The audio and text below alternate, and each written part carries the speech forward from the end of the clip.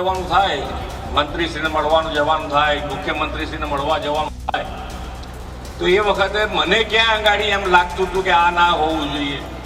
તો એવું જ્યારે હું સીએમ બન્યો હોઉં ત્યારે મારે એટલું તો ધ્યાન રાખવું જ પડે કે એવું હવે હું ના કરું.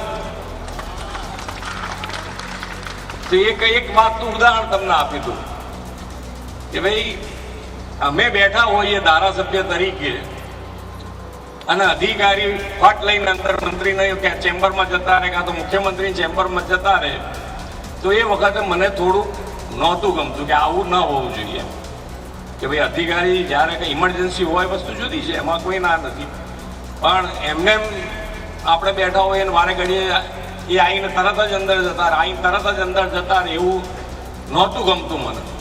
તો અત્યારે મેં ખાસ ધ્યાન રાખ્યું છે કે ભાઈ અમારે બહાર કોઈ વેઇટિંગમાં બેઠું હોય તો અધિકારીને ઝડપથી કંઈક ઇમરજન્સી વગર અમારા ત્યાં ચેમ્બરમાં નહીં આવવાનું.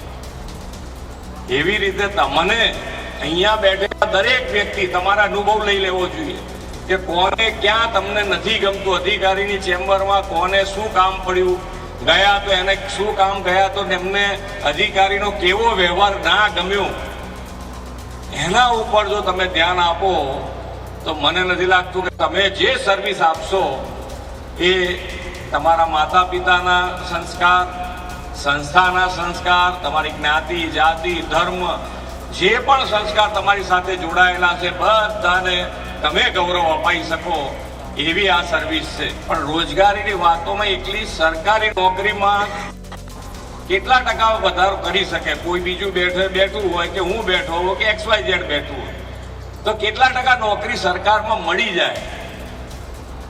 5% મળતી હોય, 6% કોઈ કરી નાખે, બહુ જોર મારે, 6% મળતી હોય, 7% કરી નાખે, એનાથી વધારે ક્યાં મળે? બાકી બધાને તો બહાર પ્રાઇવેટ કરવાની છે. તો તમે તમારી બુદ્ધિના કારણે, તમારા સંસ્કારના કારણે,